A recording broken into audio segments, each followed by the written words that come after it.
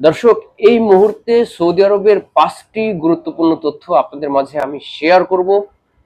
আমি মনে করি এরকম তথ্য আপনারা অন্য কোথা থেকেও এখনো পাননি। বিশেষ করে আপনাদের যে সকল মানুষ বা ভাইয়েরা তথ্য দেয় সৌদি আরবে, তাদের সবার ক্ষেত্রেই কিন্তু নির্দিষ্ট একটা বেনিফিট আছে। এক্ষেত্রে হয়তো তাদের এই ধরনের ব্যবসা আছে, না হলে তাদের প্রতিষ্ঠান আছে, বা বিভিন্ন সময়ে বিভিন্ন গুজব রটিয়ে প্রবাসী ভাইদের কাছ থেকে তারা কিছুটা অর্থ হাতে নিয়ে তারা একটা ব্যবসা করে সৌদি আরবে। কিন্তু আমি যে তথ্যগুলো দেব এটা অরিজিনাল। আমার কোনো নির্দিষ্ট ব্যবসা প্রতিষ্ঠান নেই, আমি কোনো দালাল নয়, কোনো এজেন্ট নয়, কোনো কর্মকাণ্ডের সাথে আমি জড়িত নেই।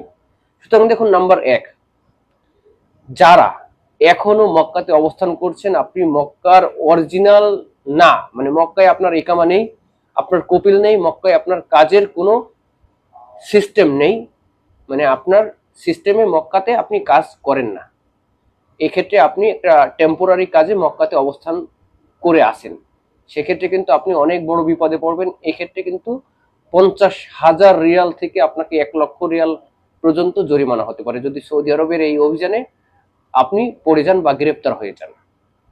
Number 2, Jiara visa, visit visa, multiple visa. Jiara ভিসার কিন্তু প্রথমবার ও দ্বিতীয়বার মেয়াদ বাড়ানো যাচ্ছিল, এখন আর মেয়াদ বাড়ানো যাচ্ছে না। সুতরাং অযথা কোনো প্রতারকের ফাঁদে পা দিবেন না, কারণ ইতিমধ্যেই সৌদি আরবের সিস্টেম থেকে এটা বাতিল করে দেওয়া হয়েছে। যাদের জিয়ারা ভিসার মেয়াদ শেষ হয়ে যাবে খুব দ্রুত, তাদেরকে অবশ্যই এক্সিট লাগিয়ে কিন্তু বাংলাদেশে চলে যেতে হবে, তা না হলে কিন্তু সৌদি আরবে আপনারাও অবৈধ হয়ে যাবেন। আর এই অবৈধ হওয়ার কারণে আপনাদের 20,000 রিয়াল থেকে শুরু করে 50,000 রিয়াল পর্যন্ত আপনাদের জরিমানা হতে পারে, অন্যথায় কঠোর শাস্তির আওতায় আনতে পারে। এবং যে সকল প্রবাসী ভাইদের আত্মীয় স্বজন অন্যান্য ভিসায় সৌদি আরবে আছেন, সৌদি আরবের প্রত্যেকটা শহরে থাকেন, আপনার কোনো সমস্যা নেই। যদি মক্কাতে থাকেন এই হজ চলাকালীন, সেক্ষেত্রে কিন্তু অনেক ঝামেলা, আপনাকে ধরতে পারলে 1 লক্ষ রিয়াল পর্যন্ত জরিমানা হতে পারে। এবং শুধু যে সকল প্রবাসী ভাইয়েরা আপনারা বৈধ আছেন, কিন্তু আপনার আত্মীয় স্বজনও বৈধ আছে, ভিসার মেয়াদ আছে, সব আছে, কিন্তু মক্কাতে আপনাদের সাথে অবস্থান করছে, এই ক্ষেত্রে ধরতে পারলে তাদেরও জরিমানা হবে, আপনি রেখেছেন আপনারও জরিমানা হবে। সুতরাং সাবধান।